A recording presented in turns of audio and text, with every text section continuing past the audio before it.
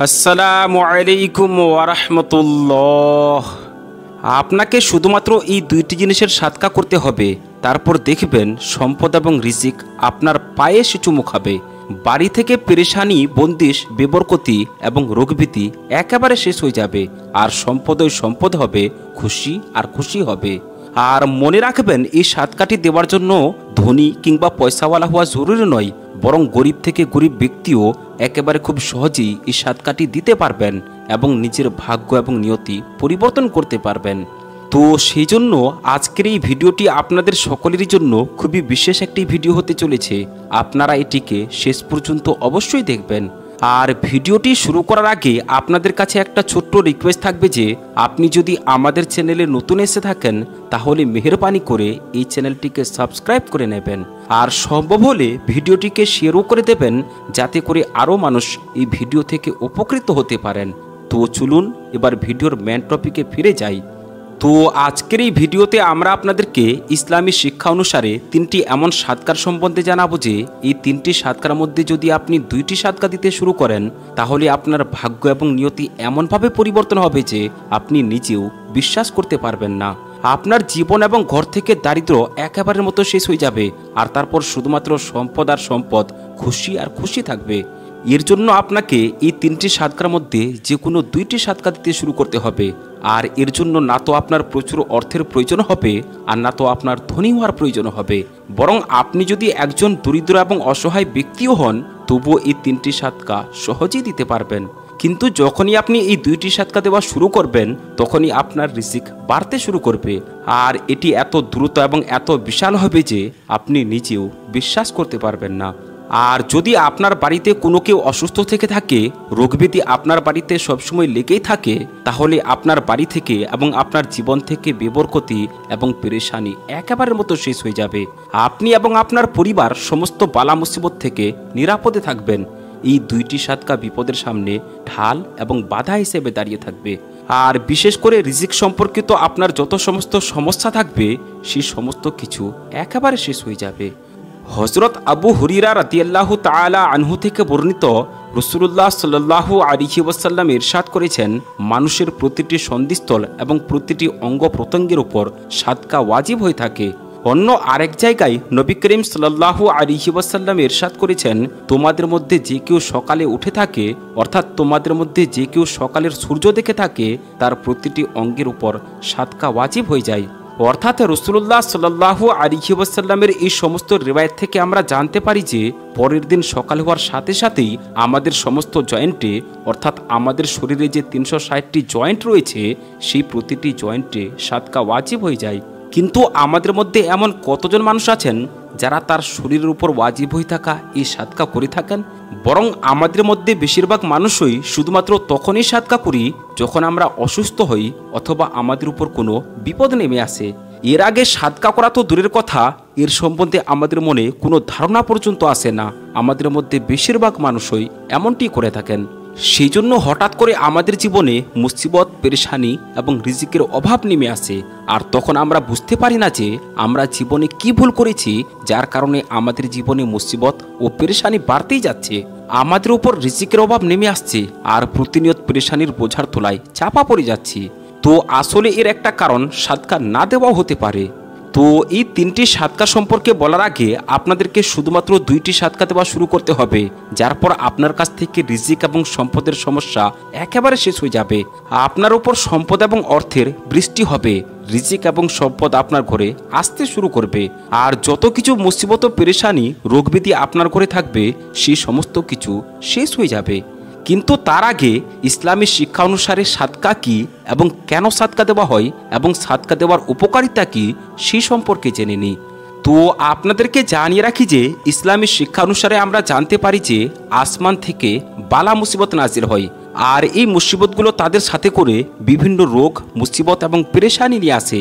কিছু মুসিবত তো তার সাথে রোগ নিয়ে আসে, তো কিছু আবার দুর্ঘটনা, আর কিছু আবার রিজিকের অভাব। কিন্তু সাদকা না তো শুধুমাত্র আমাদেরকে এই মুসিবতগুলো থেকে রক্ষা করতে পারে, বরং সাদকা দারিদ্র এবং পেরেশানি থেকেও রক্ষা করতে পারে। সাদকার কারণে আমাদের সম্পদ এবং রিজিকের মধ্যে বৃদ্ধি হয়ে থাকে এবং ঘরে বরকত এসে থাকে। এছাড়াও আমরা এটাও জানতে পারি যে শুধুমাত্র সম্পদ খরচ করেই সাদকা দেওয়া যায় না, বরং আপনি যদি কোনো কাউকে সালাম জানানোর ক্ষেত্রে উদ্যোগ নেন তাহলে এটিও সাদকা হয়ে থাকে। পানি পান করানো এটিও একটি সাদকা। এমনকি সাদকা দেওয়ার অনেক উপায় রয়েছে, যেমন দুজন ব্যক্তির মধ্যে সুলাহ করে দেওয়া, কোনো কাউকে সওয়ারিতে উঠতে সাহায্য করা, কোনো কাউকে ভালো কথা বলা, আর নামাজের জন্য আপনি যে কদম তুলেন এটিও সাদকা হয়ে থাকে।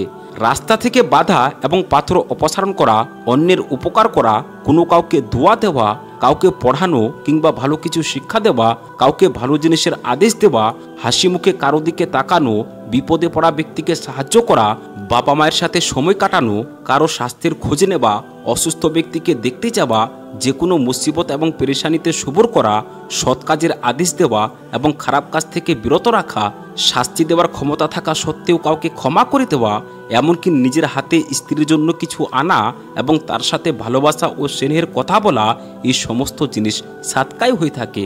নবী করিম সাল্লাল্লাহু আলাইহি ওয়াসাল্লাম ইরশাদ করেছেন, যে ব্যক্তি সাদকা করে না সে কখনো আগুন থেকে মানে জাহান্নাম থেকে মুক্তি পেতে পারে না। যে কাজ সাদকা দিয়ে শুরু করা হয় সে কাজে বরকত এবং আল্লাহ তাবারক ওয়া তাআলার সাহায্য যুক্ত থাকে। তো এবার আমরা আপনাদেরকে সেই 3টি সাদকা সম্পর্কে জানাবো। এই 3টি সাদকার মধ্যে আপনাকে শুধুমাত্র 2টি সাদকা দেওয়া শুরু করতে হবে, আর 7 দিনের মধ্যেই আপনি নিজের চোখেই এই 2টি সাদকার করিশ্মা এবং মজিজা দেখতে পাবেন। যে ব্যক্তি এই 3টি সাদকার মধ্যে 2টি সাদকা দিতে থাকে তার জীবনে কখনো রিজিক এবং সম্পদের অভাব আসবে না ইনশাআল্লাহ। তো প্রথম সাদকা হলো চারপাই প্রাণীদের মধ্য থেকে যে কোনো প্রাণীদেরকে খাওয়ানো বা পানি পান করানো। চারপাই প্রাণী বলতে এমন প্রাণী যাদের 4 পা আছে, যেমন বিড়াল, কুকুর অথবা গরু এবং ছাগলেরও 4টি পা থাকে।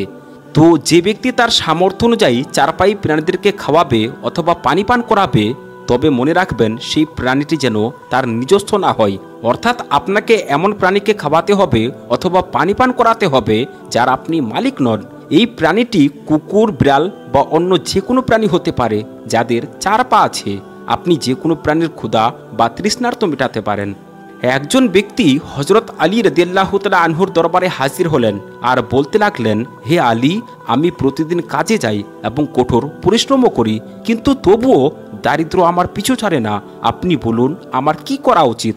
তো হযরত আলী রাদিয়াল্লাহু তাআলা আনহু ওই ব্যক্তির দিকে তাকালেন আর বললেন, হে ব্যক্তি, তুমি তোমার সঞ্চয় থেকে আল্লাহর মখলুকদেরকে দান করা শুরু করো, আল্লাহ তোমার দারিদ্র এবং অভাব দূর করে দেবেন। এমন কথা শুনে সেই ব্যক্তিটি বলল, হে আলী, আমি তো খুবই দরিদ্র ও অসহায় মানুষ, ভালো আমি কাউকে কি দিতে পারি? এমনটিকে শুনে হযরত আলী রাদিয়াল্লাহু তাআলা আনহু হেসে বললেন, তোমার ঘরে কি খাবার আছে? ওই ব্যক্তি বলল, আছে। হে আলী, আমি দিনে 2 বার খাবার খাই।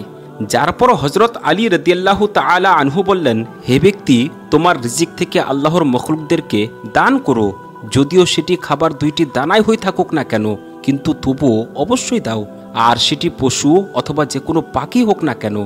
যখন তুমি আল্লাহর প্রাণীদেরকে সাদকা দেওয়া শুরু করবে, তখন আল্লাহ তাবারক ওয়া তাআলা তোমার সমস্ত রকমের রিজিকের অভাব এবং সম্পদের অভাবের সমস্ত সমস্যা দূর করে দেবেন।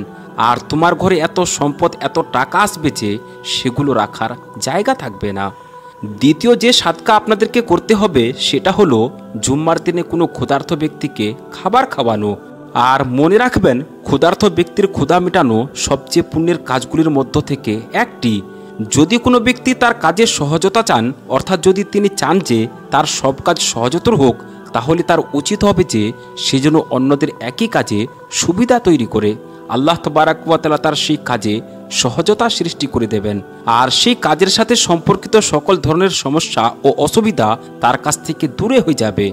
সেজন্য আপনি যদি চান যে রিজিক সম্পর্কিত আপনার সমস্ত সমস্যা, আপনার সমস্ত পেরেশানির অবসান ঘটুক, আর কোনো প্রকারের রিজিকের অভাব আপনার কাছে বাকি না থাকুক, এবং আপনার বাড়িতে আপনার প্রয়োজনের চেয়ে বেশি সম্পদ এবং অর্থ আসতে শুরু করুক, অথবা সহজ কথায় বললে বৃষ্টির মতো আপনার বাড়িতে অর্থ এবং সম্পদের বৃষ্টি শুরু হোক, তাহলে আপনি এই কাজটি করা শুরু করে দিন, মানে জুম্মার দিনে ক্ষুধার্ত ব্যক্তিদেরকে খাবার খাওয়ান।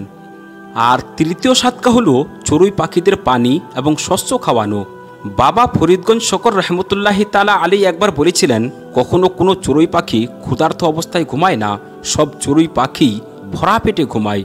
আর এর কারণ হলো চড়ুই পাখিদের আল্লাহর উপর দৃঢ় বিশ্বাস থাকে।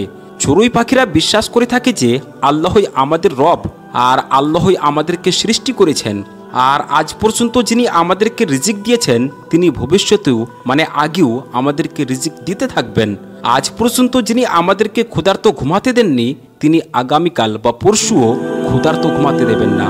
সেজন্য আজ পর্যন্ত কোনো চড়ুই পাখি রাতে ক্ষুধার্ত ঘুমায় না। বাবা ফরিদগঞ্জ শকর রহমতুল্লাহি তাআলা আলাইহি আরও বলেছেন, যে ব্যক্তি মনে করে যে তার রিজিকের মধ্যে অভাব আছে অথবা দারিদ্র তার উপর গ্রাস করে ফেলেছে, সে যে কাজে হাত লাগায় না কেন সেই কাজ ধূলিসাৎ হয়ে যায়, তাহলে সে ব্যক্তির উচিত হবে যে সেজন্য সকালে ঘুম থেকে উঠে আল্লাহর নাম নেওয়ার পর দ্বিতীয় কাজ এটি করে যে যদি তার সামর্থ্য থাকে তাহলে প্রথমে সে চড়ুই পাখিদের দানা দেবে, কিন্তু যদি সামর্থ্য না থাকে তাহলে অবশ্যই তাদের পানি পান করাবে। বাবা ফরিদ বলেন, যদি কোনো ব্যক্তি এই কাজটি করতে শুরু করে দেয় তাহলে তার রিজিক এবং অর্থ সম্পর্কিত সমস্ত সমস্যা এমনভাবে শেষ হবে যেমনটি শেষ হওয়ার হক থাকবে। আল্লাহ তাবারাক ওয়া তাআলা তার জন্য রিজিক এবং সম্পদের এমন দরজা খুলে দেবেন যে সে যত সম্পদ ও অর্থ চাইবে আল্লাহ তাবারাক ওয়া তাআলা তাকে তা দান করবেন। আর যদি কোনো ব্যক্তি চড়ুই পাখিদেরকে খাওয়ানো এবং পানি পান করানোকে নিজের অভ্যাস বানিয়ে নেয় তাহলে চড়ুই পাখিরাও প্রতিদিন সেই ব্যক্তির জন্য আল্লাহর কাছে দোয়া করতে থাকে, যার পর সেই ব্যক্তির রিজিক, সম্পদ এবং অর্থের মধ্যে কখনো কোনো কমই থাকে না।